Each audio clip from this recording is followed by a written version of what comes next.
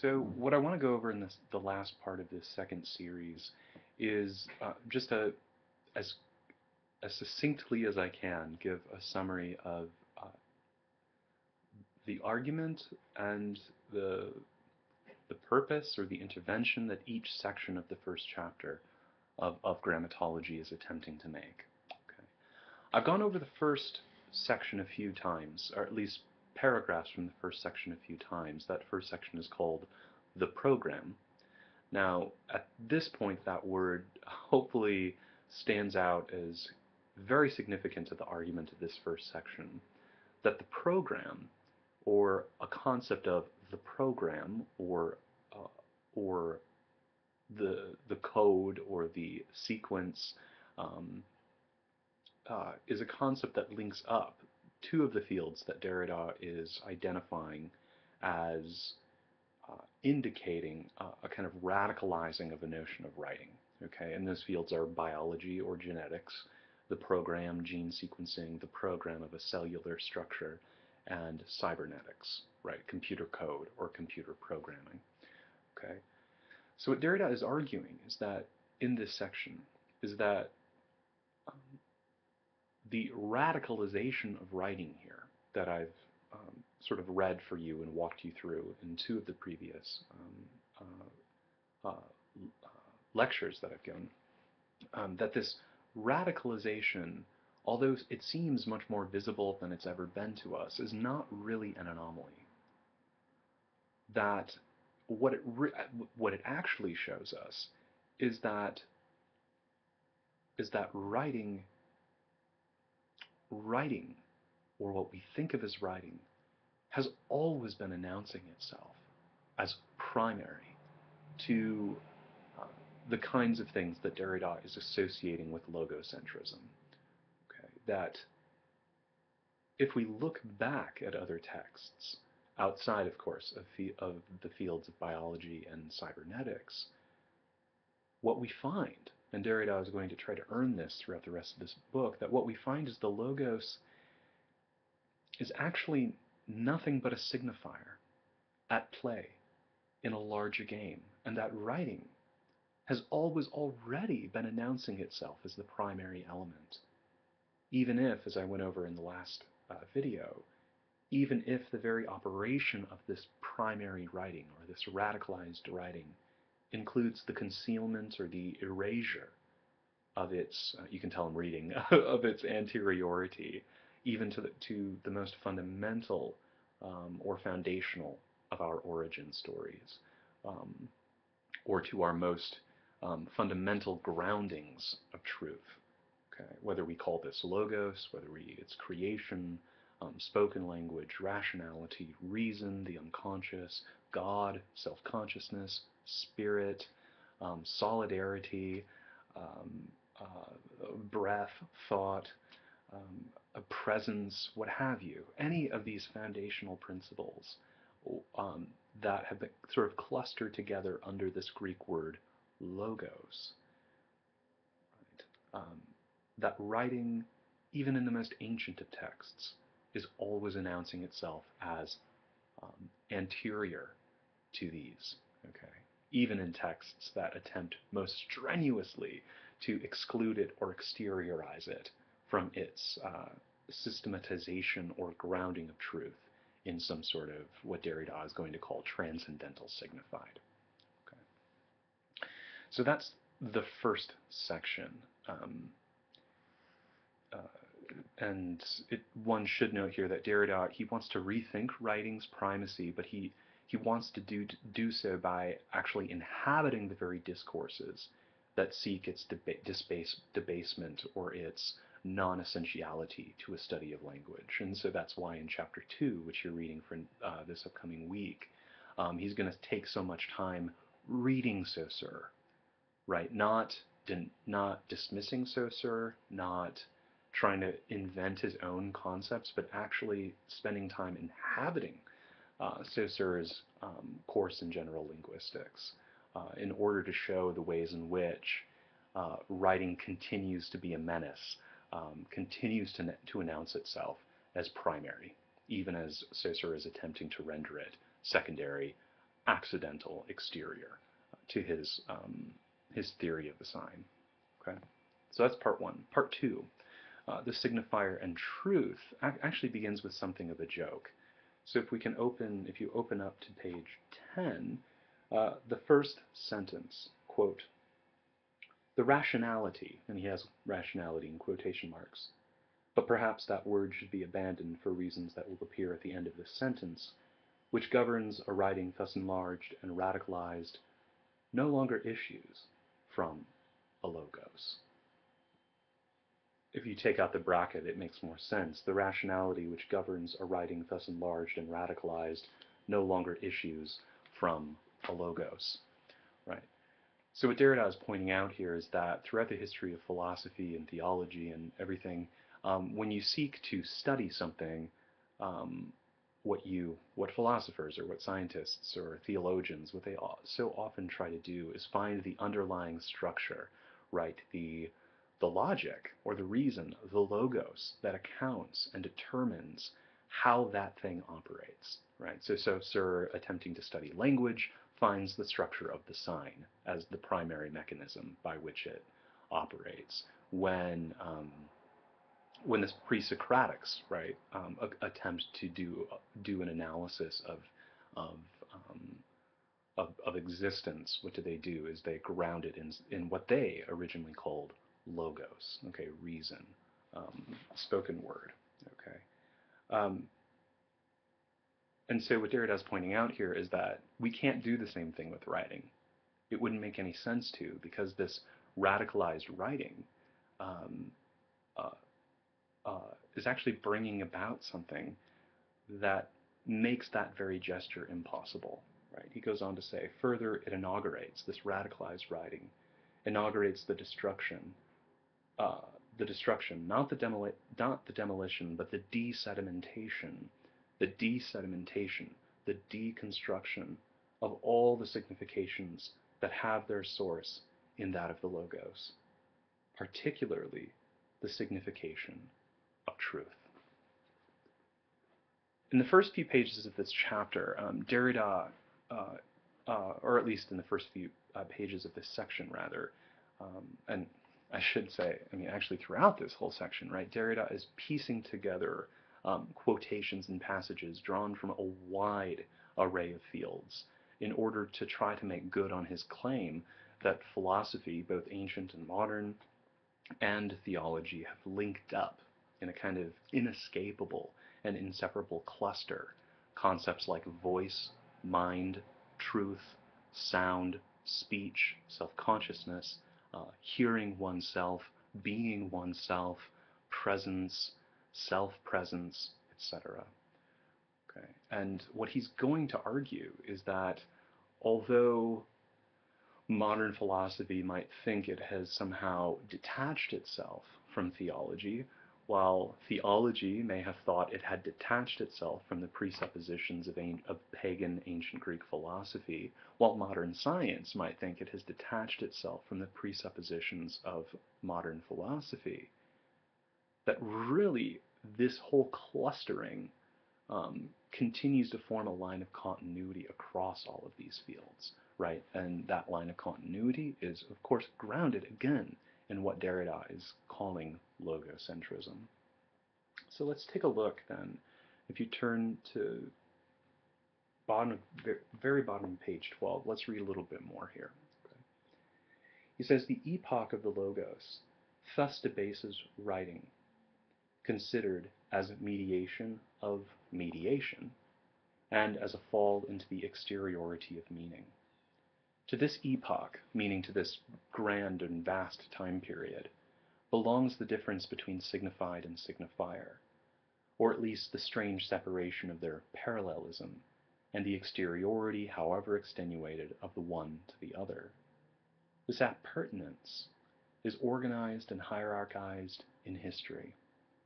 The difference between signified and signifier belongs in a profound and implicit way to the totality of the great epoch covered by the history of metaphysics, and in a more explicit and more systematically articulated way to the narrower epoch of Christian creationism and infinitism, when these appropriate the resources of Greek conceptuality. This appurtenance is essential and irreducible. One cannot retain the convenience or the scientific truth of the Stoic and later medieval opposition between signon and signatum without also bringing with it all its metaphysico-theological roots. To these roots adheres not only the distinction between the sensible and the intelligible, already a great deal, with all that it controls, namely metaphysics in its totality. Skip the quote from Roman Jakobson. To these metaphysico-theological roots many other hidden sediments cling. The semiological, or more specifically linguistic science, cannot therefore hold on to the difference between signifier and signified, the very idea of the sign, without the difference between sensible and intelligible, certainly, but also not without retaining more profoundly and more implicitly and by the same token the reference to a signified able to take place in its intelligibility before its fall, before any expulsion into the exteriority of the sensible here below. As the face of pure intelligibility, it refers to an absolute logos, to which it is immediately united. The absolute logos was an infinite creative subjectivity in medieval theology. The intelligible face of the sign remains turned toward the Word and the face of God. Turn the page, and Derrida says, is it here or is it, sorry, just really quickly, I believe it's actually further on. Now I missed the spot. No, I was right, page 14. He says the age of the sign is essentially theological, right? So Derrida is going to will try to earn this later in chapter 2. That's why I'm going over this here, right? Where he's going to try to point out the ways in which this weird moralistic language of guilt and sin and falling, somehow the trace of that continues to exist in Saussure's linguistics, right? A trace that goes all the way back to the medieval theology of St. Augustine and others who wrote a great deal about language, right? And how spoken language, written language, how those related to what was considered in theology the Word of God. And not just Scripture, but the Word of God, as we see in the book of Genesis, that actually brings creation into existence. Remember, God says, "Let there be light," right? And if we skip forward to the Gospel of John, what the first sentence there that repeats the first sentence of Genesis, in the beginning was the Word, and the Word was with God, and the Word was God. And the Greek word used there is logos. In the beginning was logos, right? So there we see, right? There we see what Derrida is doing, stitching together, right, the ancient Greek tradition, logos, with the Christian tradition, John, with medieval theology, St. Augustine's theory of signs, with then modern linguistics in Saussure. And of course, he's going to take up Saussure in chapter 2. Okay. And so really what Derrida is unfolding and working out for us in this section of chapter 1 is a rather audacious claim about how these roots, about how this cluster of concepts and presuppositions, despite the intentions of each stage along this progression from ancient Greek philosophy all the way up to modern science, despite the assumption along the way that each stage is leaving the past behind, what he's claiming is that there's a radical continuity of presupposition here regarding how they think about language, how they think about writing, how they think about truth, how they think about the grounding of a system in truth itself, and how along the way it's always writing that serves to be some kind of menace that needs to be dispelled in order to solidify and guarantee that system of truth. Okay. 14 and 15 are actually pretty cool because we see Derrida really begin to weave together some of this stuff.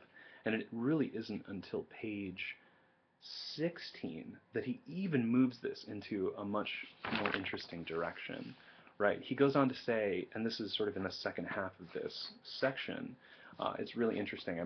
Don't really have time to read it to you now, but what he points out to us here is that, okay, if we do see that these philosophers and these theologians and whatnot tend to actually say good things about writing, but if we're paying attention, what we notice is that when they do say good things about writing, it's the writing that they're talking about is actually a metaphor for the logos. Is actually a metaphor for God or for nature or for something like that, right? And so when you look on page 16, right, right here, you see all these passages that Derrida is picking out and putting together, and almost all of them drawn from different periods, from different thinkers, use the idea of writing and use the idea of the book specifically in order to try to understand and come up with a theory of what this primary element is, whether it's logos, whether it's nature, whether it's God, what have you. Okay. And on 17, sorry, excuse me, he takes up and picks out specifically a writer who he's going to take up at length in the second half of this book, and that's Jean-Jacques Rousseau. So look at page 17, right? Rousseau repeats the Platonic gesture, this is at the top of 17, by referring to another model of presence, self-presence in the senses, in the sensible cogito, which simultaneously carries in itself the inscription of divine law. On the one hand, representative, fallen, secondary, instituted writing, writing in the literal and strict sense, is condemned in the essay on the origin of languages, a long essay he's going to, again, like I said, read later in the book. Writing in the common sense is the dead letter. It is the carrier of death. It exhausts life. On the other hand, on the other face of the same proposition, writing in the metaphoric sense, natural, divine, and living writing, is venerated. It is equal in dignity to the origin of value, to the voice of conscience as divine law, to the heart, to sentiment, and so forth. And so he quotes then two really significant passages of Rousseau. Quote, "The Bible is the most sublime of all books. But it is after all a book. It is not at all in a few sparse pages that one should look for God's law, but in the human heart, where his hand deigned to write." So their writing is being used metaphorically to talk about logos, the word of God, right? If the natural law, Rousseau goes on to say, had been written only into human reason, it would be little capable of directing most of our actions. But it is also engraved in the heart of man in ineffaceable characters.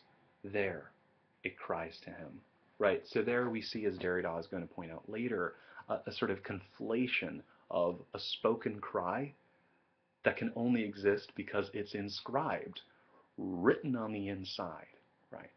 And so it's really going to be these moments where Derrida is going to press these texts and say, look, right, how when talking about the very thing from which you're attempting to exteriorize writing, when you need to talk about it, because you need writing to talk about it, you bring in writing again as a metaphor to give it some sort of foundation and stability, right? And it's in those spaces where Derrida is going to mark how writing, or radicalized writing, continually announces itself, even in texts that are most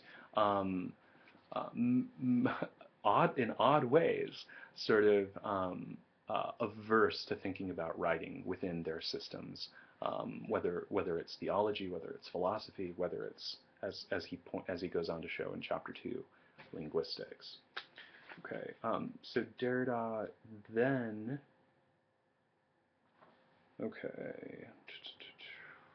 is going to say on the bottom of that page, there is therefore a good and a bad writing. The good and natural is the divine inscription in the heart and the soul. The perverse and artful is technique, exiled in the exteriority of the body. Okay. Turn the page, because it's here that we really start getting at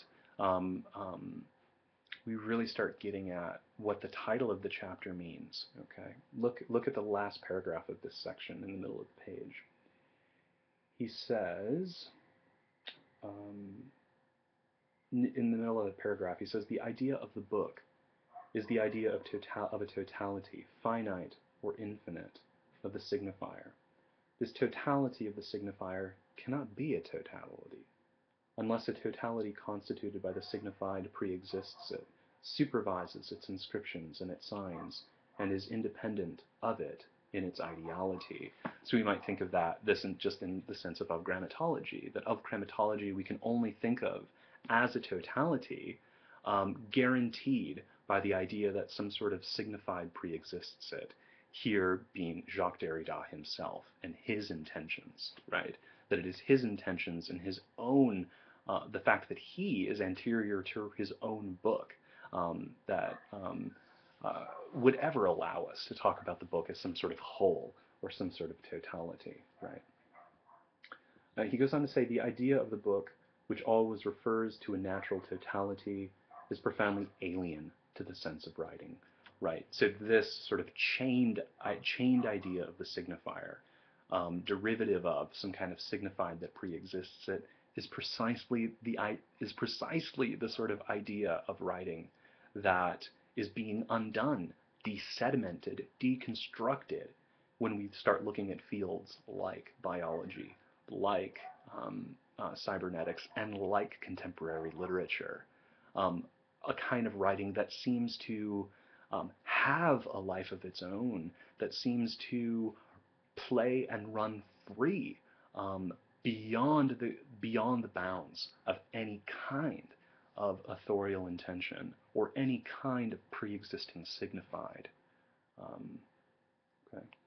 He goes on to say, it is the encyclopedic protection of theology and of logocentrism against the disruption of writing, as we see in Saussure in chapter 2, against its aphoristic energy, and as I shall specify later, against difference in general. If I distinguish the text from the book, I shall say that the destruction of the book, as it is now underway in all domains, denudes the surface of the text. And so what Derrida is going to try to move us toward is a theory of text. So that part of how he's going to theorize this radicalized writing is to take the cue of contemporary literature, of cybernetics, of various other things, of a sort of culture-wide movement away from an interest in separate books or canons of books. And he's going to say, okay, let's move away from that idea. But if we take this radicalized idea of writing seriously, we're still going to need some sort of concept of text. And what's important here is that text etymologically means web, right? Web, or things that are woven together and unwoven at the same time. Okay. So I hope that helps a little bit, but we still haven't accounted for the third section. And I'm going to do this quickly because I don't want us to get bogged down in trying to get the details right on Derrida's specific intervention in fields where very few of us have a lot of training. Okay.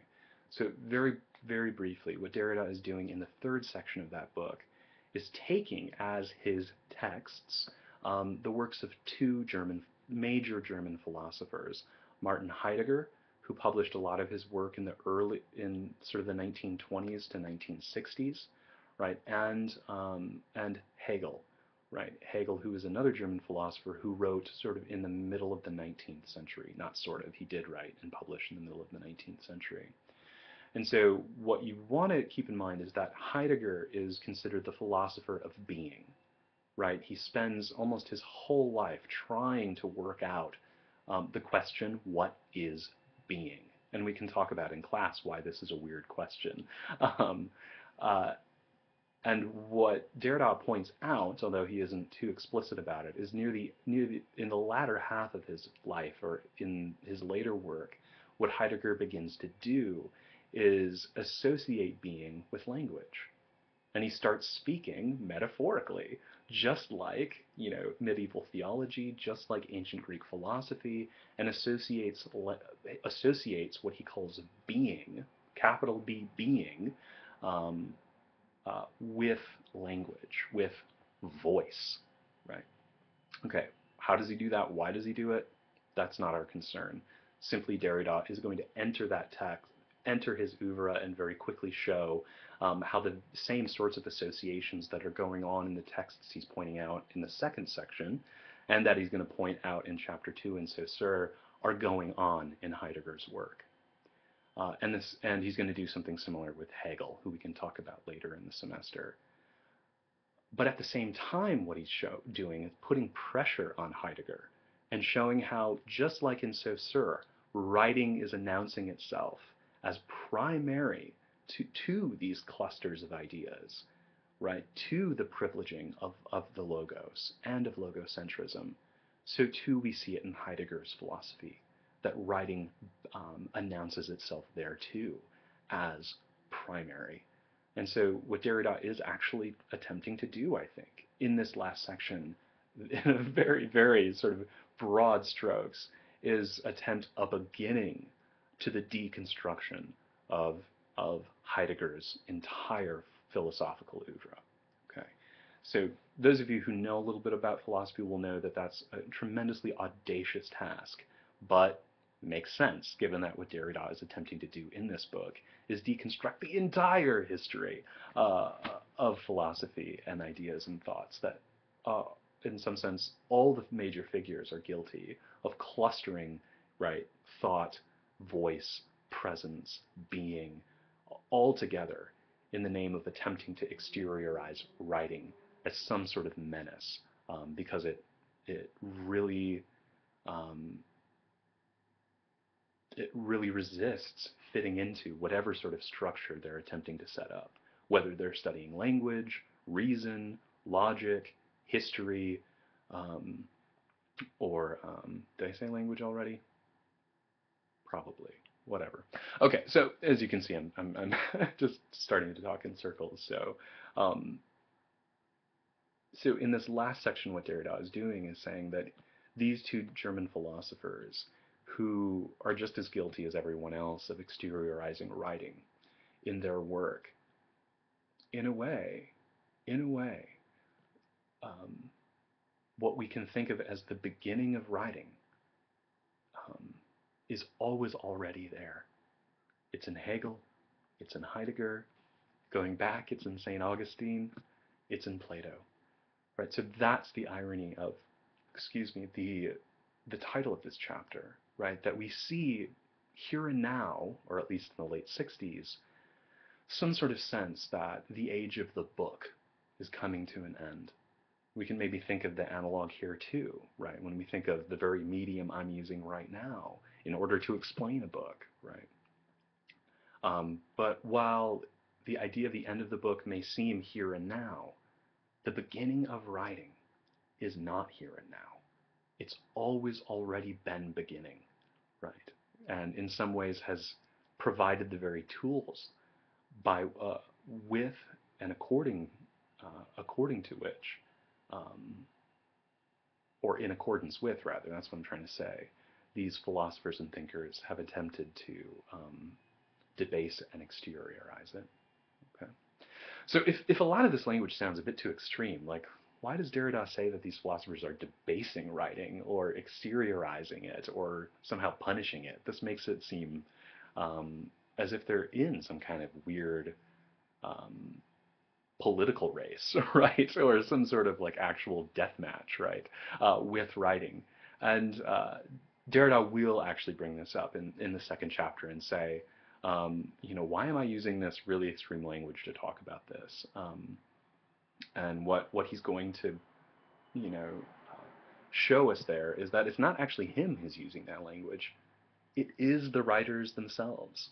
It is the theorists and the philosophers themselves, and it is Saussure himself, as he's going to show in chapter 2. All right, so I hope that that gives you some sort of broad it wasn't quite as quick as I wanted it to be, but gives you some sort of a rough summary, broad, not really broad, rough summary and rehearsal of chapter 1. I'll try to do this with subsequent chapters just so you have some sort of record to go back to if in discussion we were going a little too fast or we were a little too confused to actually be articulate in class. You can go back to the video, watch it, and take notes on that. So, okay, I hope you have a good weekend, and I'll see you on Wednesday.